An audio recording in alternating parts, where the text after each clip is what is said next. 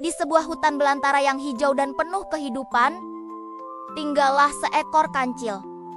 Kancil ini bukan kancil biasa, dia terkenal sangat cerdik dan lincah, seperti anak panah yang melesat dari busurnya. Namun, ada satu hal yang kurang dari dirinya. Kancil sangat sombong dengan kecepatannya. Dia selalu membanggakan diri, merasa tak ada satupun makhluk di hutan ini yang bisa menandingi kelincahannya. Suatu pagi yang indah, saat embun masih berkilauan di ujung dedaunan, kancil bergelen-gelan dengan santai. Tiba-tiba, matanya menangkap sesuatu yang bergerak sangat pelan di atas sehelai daun pisang yang lebar. Oh, ternyata itu seekor siput. Melihat gerakan siput yang lambat itu, kancil tak bisa menahan tawanya. Dia tertawa terbahak-bahak sampai perutnya sakit. Hei, siput, kenapa kamu bergerak seperti tidak punya tenaga begitu? Apakah kamu tidak lelah merangkap pelan sepanjang hari? Ejek si kancil dengan nada yang sangat meremehkan. Dia berpikir, betapa membosankannya hidup menjadi seekor siput. Siput yang mendengar ejekan itu tentu saja merasa sedih. Siapa yang suka diremehkan? Tapi dia memilih untuk tidak marah. Dengan suara yang tenang dan sabar, ia menjawab, "Aku memang pelan, kancil, tapi aku tidak lemah." Kancil semakin tertawa mendengar jawaban itu. "Tidak lemah? Hahaha. Coba buktikan padaku," kata kancil sambil menyentakkan kakinya ke tanah, seolah menantang. "Bagaimana kalau kita adakan lomba lari? Garis start di bawah pohon beringin besar itu, dan garis finishnya di ujung sungai sana. Berani tidak?" Dalam benaknya, kancil sudah membayangkan kemenangannya yang gemilang. Dia pasti akan melompat-lompat dengan gembira di garis finish. Sementara si siput malang masih tertinggal jauh di garis awal. Kemenangan ini pasti akan jadi bahan cerita yang lucu untuk seluruh penghuni hutan. Siput berpikir sejenak. Dia tahu betul, jika hanya mengandalkan kecepatan, dia pasti akan kalah telak. Mana mungkin cangkangnya yang berat bisa menandingi kaki lincah kancil. Tapi, otaknya mulai berputar. Dia punya sebuah ide, sebuah rencana yang cerdik. "Baik, kancil, aku terima tantanganmu," kata siput dengan mantap. "Tapi, ada satu syarat yang harus kamu setujui. Kamu tidak boleh mendahuluiku sampai garis finish." Kancil tertawa lebih keras lagi. "Syarat macam apa ini? Terdengar sangat konyol." "Mudah sekali. Siapa takut?" seru kancil dengan penuh percaya diri. Dia sama sekali tidak menyadari bahwa kesombongannya telah membutakan akal sehatnya. Malam harinya, setelah bulan naik dan bintang-bintang bertaburan di langit, siput yang cerdik itu tidak tidur.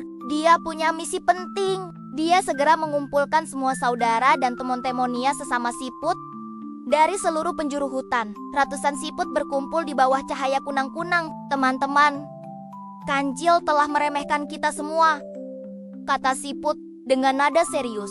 "Dia menantangku lomba lari besok pagi. Aku butuh bantuan kalian semua. Rencananya begini. Besok, kita akan berbaris rapi di sepanjang jalur lomba, mulai dari garis start sampai garis finish. Setiap kali kancil memanggil namaku, siput yang berada di posisi paling depan dari kancil harus menjawab panggilannya." Semua siput yang mendengar rencana itu bersorak setuju. Mereka merasa ini adalah kesempatan untuk memberi pelajaran pada si kancil yang sombong. Mereka pun berjanji akan bekerja sama demi menjaga kehormatan kaum siput. Keesokan paginya, matahari bersinar cerah, seolah ikut meramaikan arena lomba. Udara terasa segar, dan semua hewan di hutan berkumpul untuk menonton pertandingan yang tak biasa ini. Kancil sudah berdiri di garis start dengan tampang sombongnya yang khas, meregangkan otot-otot kakinya dengan penuh gaya. Sementara itu, siput berdiri tenang di sampingnya. Begitu sang wasit, seekor monyet bijaksana, memberi aba-aba. 1, 2, 3, lari! Kancil langsung melesat seperti anak panah. Debu beterbangan di belakangnya, meninggalkan siput yang seolah tak bergerak dari tempatnya. Kancil berlari sambil tertawa kecil, membayangkan betapa lucunya lomba ini. Setelah merasa sudah berlari cukup jauh, Kancil mulai memperlambat larinya. Dia ingin sedikit mengejek lawannya. Sambil menoleh ke belakang, dia berteriak dengan suara keras. "Hei, siput! Sudah sampai mana kamu?" Kancil mengharapkan jawaban dari jauh di belakang. Tapi, sungguh di luar dugaan. Dari jarak hanya beberapa langkah di depannya, terdengar suara pelan menjawab. "Aku di sini, Kancil. Jangan lambat-lambat." Kancil sangat kaget, matanya membelalak tak percaya. Tidak mungkin. Bagaimana dia bisa secepat itu? Apakah dia punya sayap? Pikir Kancil dalam kebingungannya. Merasa harga dirinya terancam, dia segera berlari lebih kencang lagi. Kali ini, dia mengeluarkan seluruh tenaganya, melompati akar-akar pohon dan melintasi semak belukar tanpa henti. Setelah merasa jaraknya sudah sangat jauh, dia yakin kali ini siput pasti sudah tertinggal bermil-mil di belakang. Dengan napas yang sedikit torenging gagah, Kancil berteriak lagi, lebih keras dari sebelumnya. "Siput, mana kamu?" Dan lagi-lagi, keajaiban terjadi. Tepat dari balik sebuah batu besar di depannya, muncul suara yang sama. "Aku di sini, Kancil. Ayo, cepat sedikit. Aku sudah menunggumu dari tadi." Kancil benar-benar kebingungan dan frustrasi. Keringat mulai membasahi dahinya. Bagaimana mungkin ini bisa terjadi? Logikanya benar-benar tidak bisa menerima kenyataan ini. Dia tidak peduli lagi dengan rasa lelah. Dia hanya punya satu tujuan, mengalahkan siput misterius ini. Dia terus berlari sekencang-kencangnya, lebih cepat dari yang pernah ia lakukan sebelumnya. Setiap kali dia berteriak, "Sip!"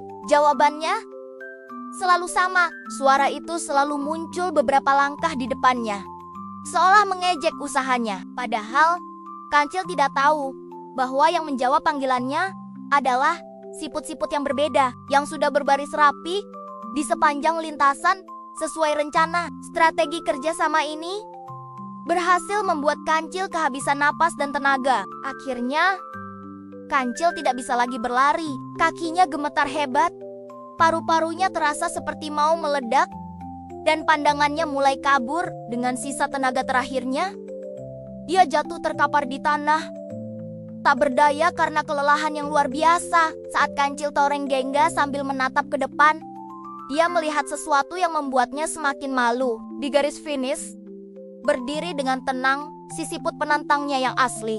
Siput itu menunggunya dengan sabar. "Bagaimana, Kancil? Siapa yang lebih cepat sekarang?" tanya siput dengan suaranya yang lembut, tanpa ada nada sombong sedikit pun. Kancil hanya bisa diam. Dia terlalu malu untuk menjawab. Seluruh kesombongannya luntur seketika. Dia akhirnya menyadari kekalahannya. Kecerdikan, kerendahan hati, dan terutama kerjasama bisa mengalahkan kekuatan dan kesombongan sebesar apapun. Sejak saat itu, Kancil berubah. Dia tidak pernah lagi meremehkan hewan lain yang lebih kecil atau lebih lambat darinya. Dia menjadi lebih bijaksana dan ramah kepada semua penghuni hutan. Dan kisah tentang Kancil dan siput ini menjadi legenda yang terus diceritakan dari generasi ke generasi, sebagai pengingat bahwa kita tidak boleh meremehkan siapapun. Terima kasih sudah menonton cerita ini sampai habis. Jangan lupa untuk like, subscribe, dan nyalakan loncengnya, karena subscribe itu gratis. Sampai jumpa di cerita seru selanjutnya.